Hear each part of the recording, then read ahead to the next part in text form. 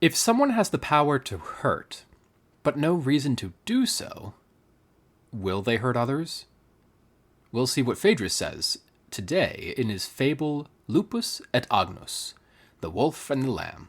Salve, deviatores, and welcome back to Let's Translate Phaedrus' Fables.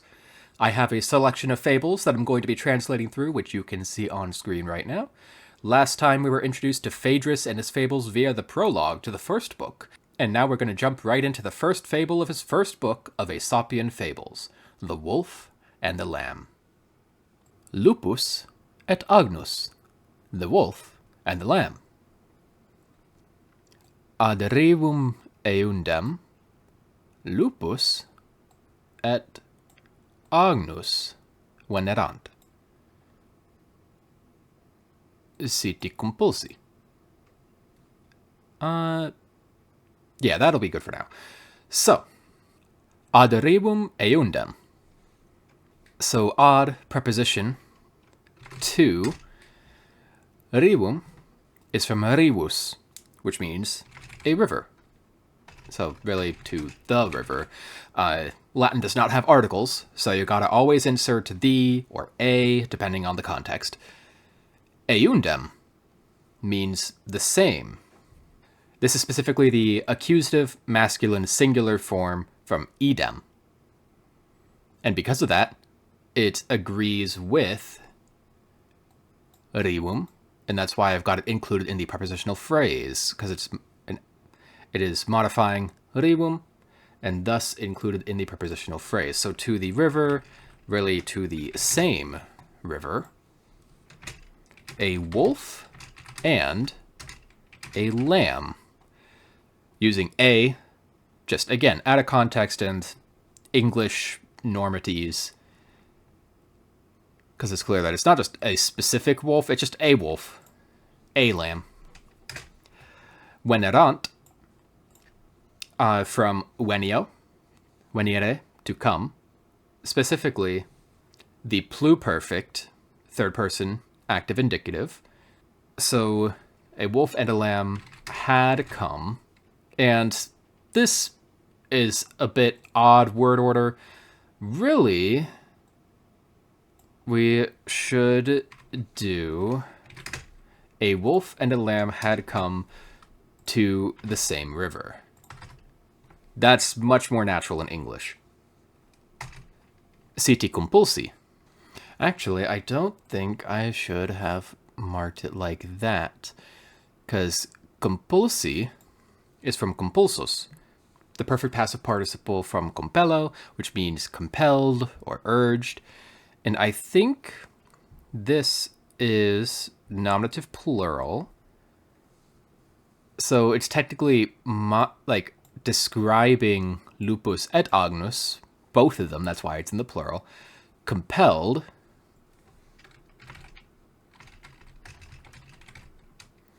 And siti is ablative from situs, which means thirst. Ablative of means, I'm assuming. I have a hard time remembering all the different names of the uses of the ablative. Usually just by or with works. So a wolf and a lamb had come to the same river, compelled by thirst. Superior stabat lupus, longeque inferior agnus. So superior is like higher up or above. So here it's more like upriver, like higher up the river. And it's a comparative adjective, so it's higher than something else. Upriver stabat is the imperfect third person singular, so was standing. And lupus, of course, the wolf. Better word order. The wolf was standing upriver.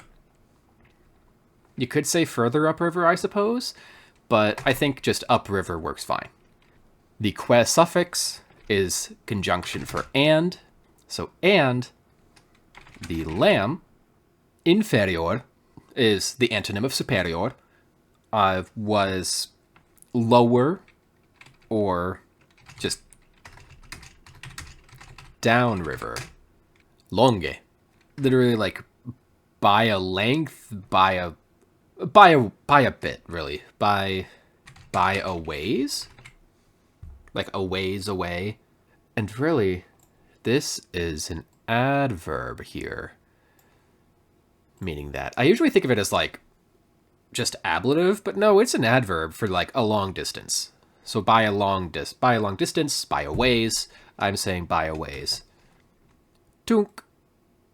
Well, actually, let me go over this whole sentence first. A wolf and a lamb had come to the same river, compelled by thirst. The wolf was standing upriver, higher up, and the lamb downriver, or lower, by a ways. You could also reuse the verb stabat so that the wolf was standing upriver and the lamb was standing downriver a ways. Just, it could be implied. It's implied in the Latin, and you could imply it in the in English translation as well. So, tunc fauce improba, latro incitatus, Georgii causam intulit. Yeah, that's genitive. So, tunc, then, fauce is the ablative singular from faux, which is like the throat or gullet. Improba agrees in gender, number, and case with fauce, so it's modifying fauce. It is an adjective meaning like excessive, bad, improper, or as I'm going to translate it, gullet, because that sounds fun. Oh wait, no, not gullet. That's faux, but greedy, because I like the alliteration. Then, really, with greedy gullet, and let's try having it like that. Hopefully it'll work fine. But then with greedy gullet, latro means bandit. A bandit or highway robber, that kind of thing. In, I think it was chapter 1, book 1 of chapter 1 of Eutropius, we saw the verb latrocinaritor, which latro there, and that was like being a highway robber and stuff, like highway robbing. So latro is just the noun of like a bandit. So then with greedy gullet, the bandit or the incitatus latro, the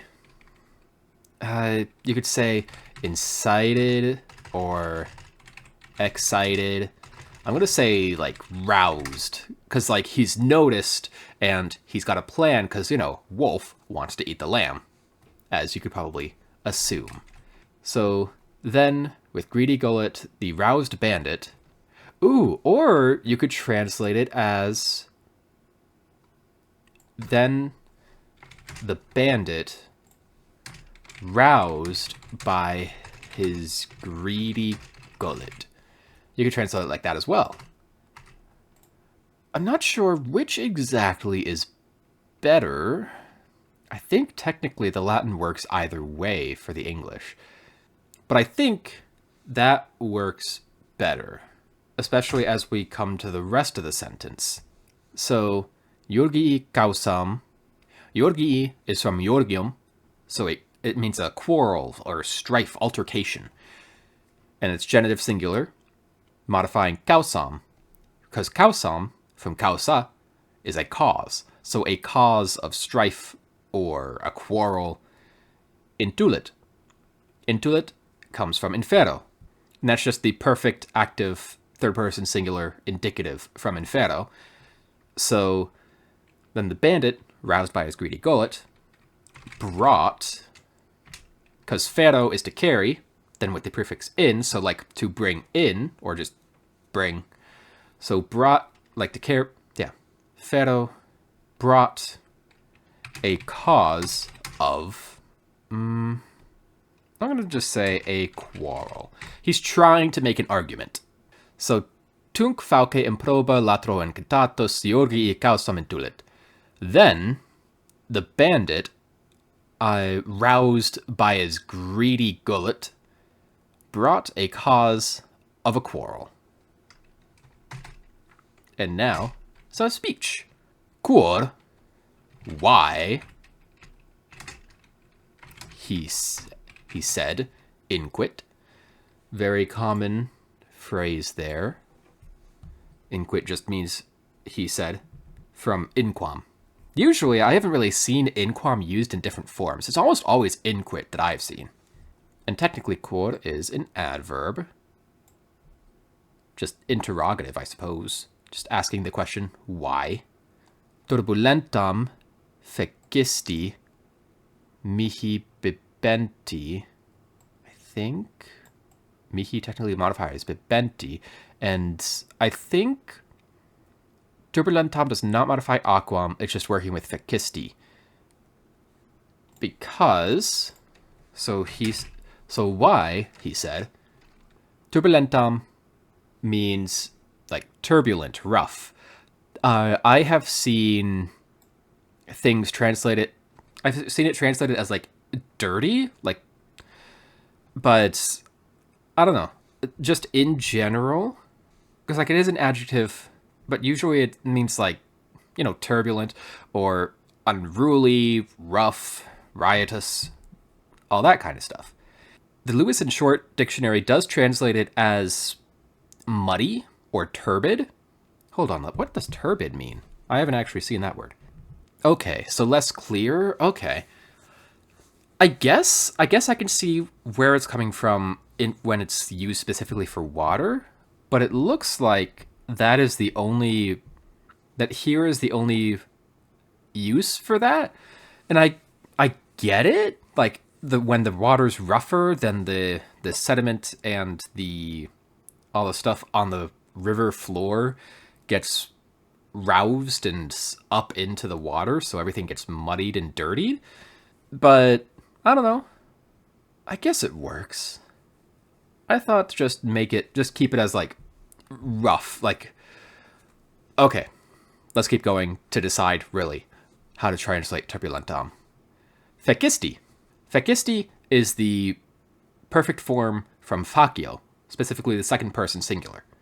So why have you made, because facio is to make, why have you made, I would say the water, aquam, and of course it's accusative, so that's the object. Turbulentam is also accusative, but that's an adjective, so really we're going to go with the noun first. Have you made the water muddy, rougher? I guess muddy makes more sense. Like, why have you made it muddy? Mihi bibenti. Those are dative, so indirect object, usually with for.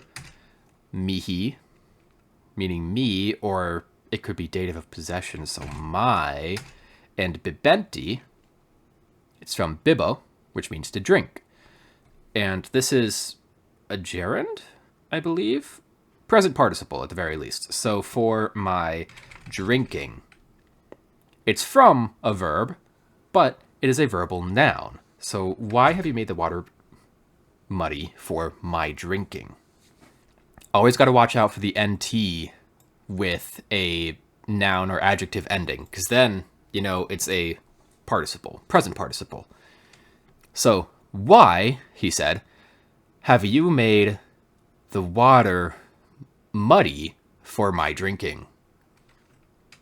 Of course, we're going to find out he's kind of dumb, or at least not very good at making up reasons. Laniger contra dimens. So laniger is an adjective. It literally means like a woolly thing, like woolly, fleecy, lamb-ish. So I would say the woolly one. Contra, adverb, usually meaning like against or opposed, but here it could also be in response. So the woolly one, in response, timens. Now I said to watch for the NT with an ending for perfect participles, or not perfect participles, but present participles. Same with NS. That, because the NS is the nominative form for perfect present participles. Bleh. And timens, from timeo, means to fear. So fearing, I guess the fearing woolly one in response, and said is just implied, because they don't have a verb of speaking here, but we are getting to a bit more speech. You could just assume inquit could also kind of go with this, or just assume that he's speaking. Qui possum quaeso facere quod quaeredis lupe ate decurrit ad meos haustus liquor. Really there. No. I think I'm going to... Why did I have the parenthesis and a bracket? Quod is conjunction. Hold on. There we go. So, qui. Most often you will see it as a relative pronoun, meaning who or what. But here, it's actually being used as an adverb. Qui can also be an adverb for how. Possum, very common word that you'll learn very early on with Latin. Possum is I am able, so how am I able? Quaeso is a verb of asking. It's how I ask. How am I able, I ask. Facere, from the same verb as fecisti, just fecisti was perfect, and facere is the infinitive. So how am I able, I ask, to do? Because faceo can be, it could be make or do, just in general. So how am I able, I ask, to do? Quod. It could be like a determiner for which, but here I think it's the conjunction.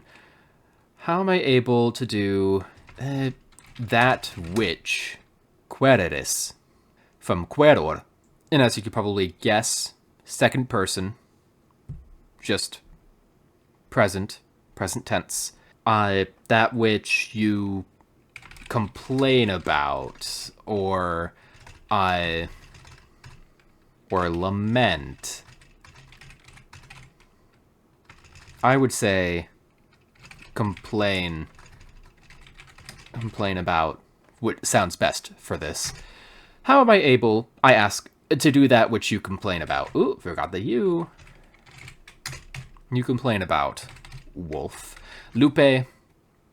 It could be the ablative singular form from wolf, so by the wolf, but it also can be the vocative. The vocative tense is just for a direct address. So speaking directly to them, like calling out you or me, or just the person by name, or lupe, wolf. How am I able, I ask, to do that which you complain about, which I should mark as a verb? Wolf. Ate, preposition a, from. Te is the ablative or accusative form of you, which is to in the nominative. So from you, decurrit. Curro is to rush. Decurrit, like rush away, rush down. Really, in the context of a river, you could say flows. And really, with the de prefix, flows down. And decurrit is just present, so just flows down. The ad preposition, to, and that takes an accusative, so meos. Wait, meos. I would have thought it would just be me. Why is it plural? Are you using the royal we? Hold on a second. Do I have it marked in my notes? Oh, right. Let's see if... Because don't I have something... Okay. Well, I think it's weird that it's Meos, and I don't know why it's Meos. So I'm just going to translate it literally, I guess. You could also say to me, considering it is just me. Because otherwise it should be me. Because similarly to to, ego, which is I, has the same form for the accusative and the ablative. Just in the singular, though, not the plural. So this is weird. But I don't know. Maybe it's for the meter. Because, as I said last episode, this is all poetry in iambic hexameter. So it should be going something like da-da, like, I think it's supposed to start with a spondy, so da-da, and then the rest be like da-da, da-da, da-da, for 6 feet. But I'm not dealing with that, because I'm terrible with scanning and poetry in general, so I'm just doing it as prose, just speaking regularly. And I know that Latin authors like to do weird things specifically for the meter. So maybe it's that.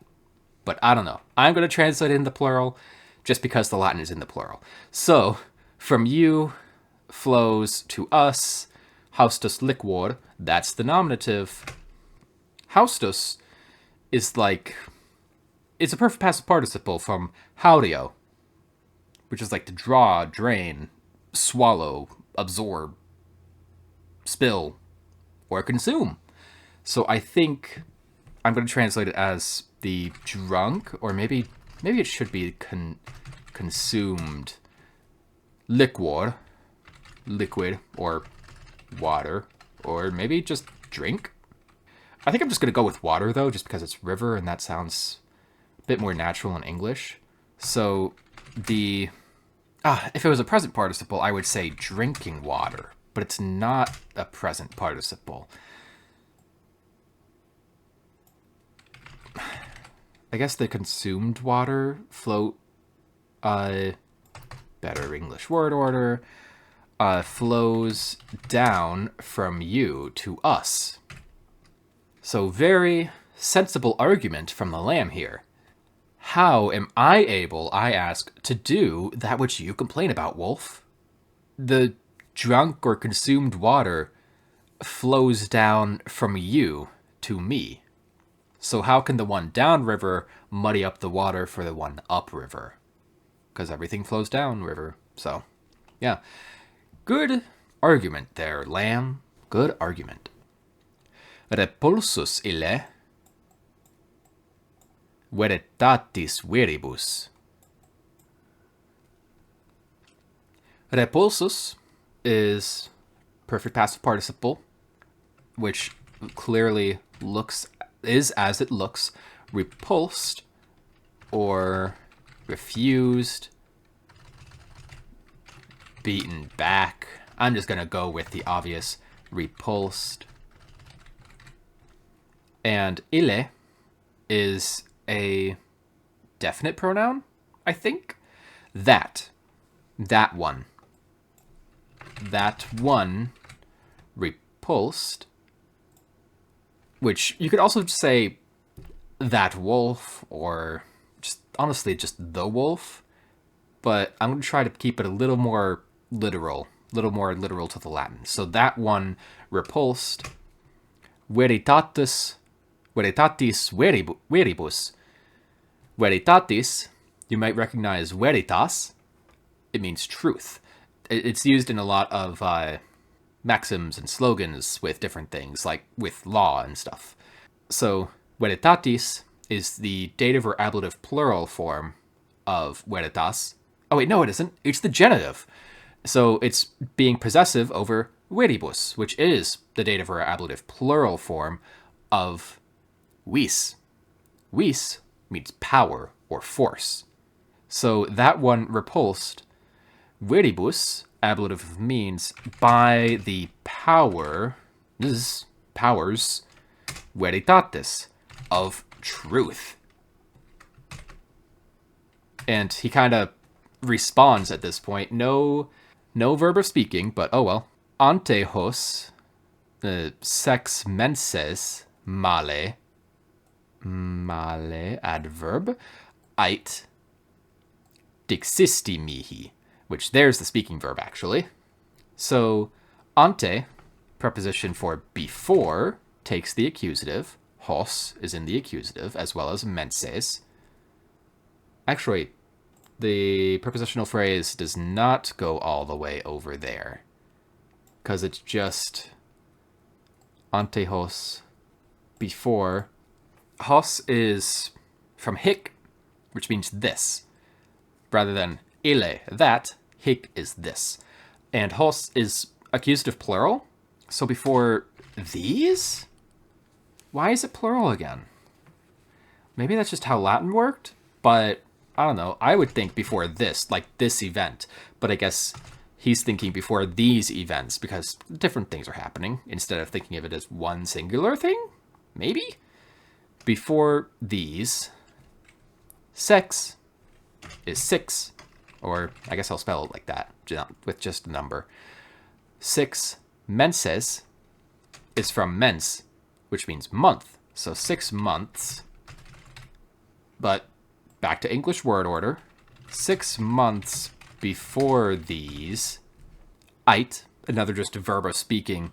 He said. Dixis, well, male, I should say. Adverb meaning badly, because malus is bad. Male, adverbially, badly, or, as we'll see, probably more like rudely. So I'm actually just going to put rudely. Dixisti is just another verb of speaking. It's the perfect form of dicere, which just means to say or speak or declare. And this is second person singular, so you spoke mihi, again we see, to me. But back to English word order. You spoke rudely to me. Which, okay, Wolf, sure. Trying to get a rise out of the lamb by saying that 6 months prior the lamb was rude to you? Sure, whatever. Respondit Agnus. The lamb responded. Pretty clear coming from an English speaker. Responded being perfect tense, of course, so that's why it's responded, not the lamb responds. Equidem natus non eram. This kind of all goes together because it's all part of the verb. Because this is kind of a case of the perfect passive participle kind of just being used as the verb. So equidem is an adverb meaning like certainly or indeed. I'm going to go actually. Natus, you might recognize from the English cognate natal. So born, non, not, eram, was. So I was not born. This lamb isn't even 6 months old. How could he have done it? How could he have done any of that? Or how could he have spoken badly 6 months ago? Pater Hercle duus. Ille inquit. Male dixit mihi. So pater means father. Hercle is just an exclamation by Hercules. Kind of like by God. And tuus is the possessive form of tu. So your. But really, your father by Hercules. That Wolf said, inquit again. Dixit, well, badly spoke to me. Very similar to the previous two lines previously. But of course, English word order. Spoke badly to me. Except I'm going to change it back to rudely, because that makes a bit more sense to me. So, your father, by Hercules, he said, spoke rudely to me. Just making things up as he goes. Atque ita correptum lacerat in justa nece. Yeah, there. Atque, conjunction meaning and. Ita means thus, another conjunction. Correptum is a perfect passive participle from correptus. Means seized. So, the seized one, essentially, because it doesn't specifically say who was seized, but we can assume it's the lamb. Lacerat is from lacero, and that means you might be able to see lacerate. So, not good things. This is just the third person singular present active indicative, by the way. And thus, the seized one, except it's accusative, so this is the object. It's not actually the subject. Let me just do the verb first. And thus, he implied, no explicitly said subject for lacerat, but we can assume it's the wolf. And thus, he lacerated or tore apart or slaughtered the seized one. And injusta nece. So these are both ablative. Injusta, from injustus, adjective, meaning unjust, as you could probably guess. And nece means nex. Not nex. It doesn't mean nex. It comes from nex. That is the nominative form. And that means like murder, a slaughter, a killing, just something violent, as a violent kind of death. So, slaughter the seized one with an unjust murder. Well, that's not a very nice end. And thus, he tore apart, he slaughtered the seized one with an unjust murder. Haec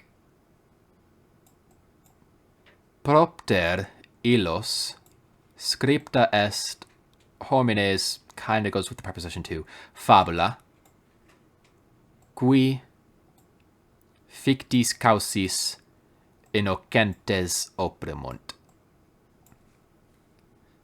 So haec is the feminine version of hic. So, where did hos go? There. Hos is the accusative plural masculine form from hic. Haec is the feminine nominative form. Sometimes it could be plural, but this, and it's the only other feminine noun here is fabula, which fable, or usually you'll hear it as story, or at least you'll learn it as story in Latin class, but here, fable, because it's kind of their word for fable. This fable, verb scripta est, was written. It's supposed to be perfect passive, but there is no perfect passive form for verbs, so they just use the perfect passive participle with est. So literally, was written. Propter, preposition taking the accusative case on account of illos, masculine plural accusative from ille, those, and technically homines goes with it. In fact, I could probably just say this kind of modifies that. Those homines from homo means human, but I'm going to say people just to be a bit more colloquial. This fable was written on account of those people who, qui, like I said, usually is a relative pronoun, but just here is an exception with it as an adverb. So those people who, fictis causis, fictis we saw in the prologue, means fictional or fake, so ablative or dative plural, I'm going to assume ablative, with fake, just going to be a little more aggressive with it. Causes. This is the dative or ablative plural from causa, with fake causes. Innocentes, in a sense, as you could probably guess, operamant. That could be, it's of course third person plural from the ending unt. It is from oprimo. It's literally to press down, but you could also say suppress or oppress. It could also be attack, not with an N, attack. And the people are the subject, so English word order, attack, who with fake causes attack innocents. You could also say oppress innocents. That might work too. You could also say stifle, smother, strike down, put down. Ooh, actually, yeah, that works in multiple contexts. Put down, whether it's oppressing, whether it's slaughtering, that works well for our purposes here. So there we go. This fable was written on account of those people who, with fake causes, put down innocents. So, last two lines. Our moral for the fable. Basically, people will make up any kind of excuse to put others down. Which goes back to my initial question in the beginning. If someone has the power to hurt, but no reason to do so, will they hurt others? For Phaedrus, and I assume Aesop, considering he probably got this from one of Aesop's fables, yes, they will. They will make up any reason to do so, no matter how ridiculous, whether it's completely against reality, like they're upriver from the people they're accusing, or whether the people didn't even exist before. They will make up any reason to attack others, which I feel is very poignant for what is currently happening in the world right now, especially in the United States, where I live. If you see the date on this video, you could probably put together exactly what's happening. People will make up any reason to put others down, or to blame others for the wrongs that are happening in the world. So, just be careful out there. Aderevum aiondam lupus et agnus venerant, site compulsi. Superior stabat lupus, longeque inferior agnus. Tunc fauceam proba latro incitatus, iurgii causa mintulit. Cor, inquit, turbulentam fecisti mihi aquam bebenti. Laneger contra timens. Qui possum quae suffacere quod quereres, lupe, a te decorret ad meos haustus liquor. Repursus ille veritatis veribus, antehos sex mensis male, ait, dixisti mihi. Respondit Agnus, equidem natus non eram. Pater Hercle tuus, ille inquit, maledixit mihi, altque ita correptum lacerat in justa nece. Haec propter elos scripta est homines fabula, qui fictis causis innocentes opprimunt. A wolf and a lamb had come to the same river, compelled by thirst. The wolf was standing upriver, and the lamb downriver by a ways.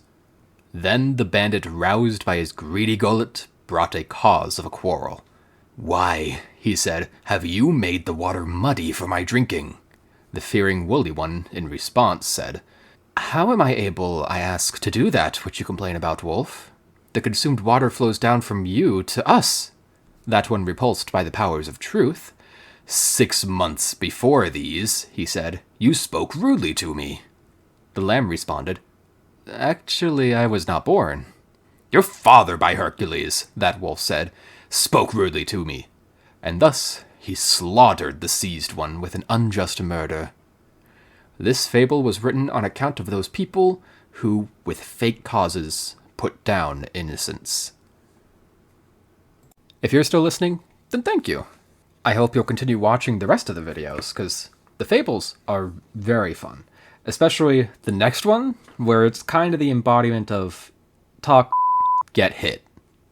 So, until next time, remember to spay and neuter your pets, and valete, beatores.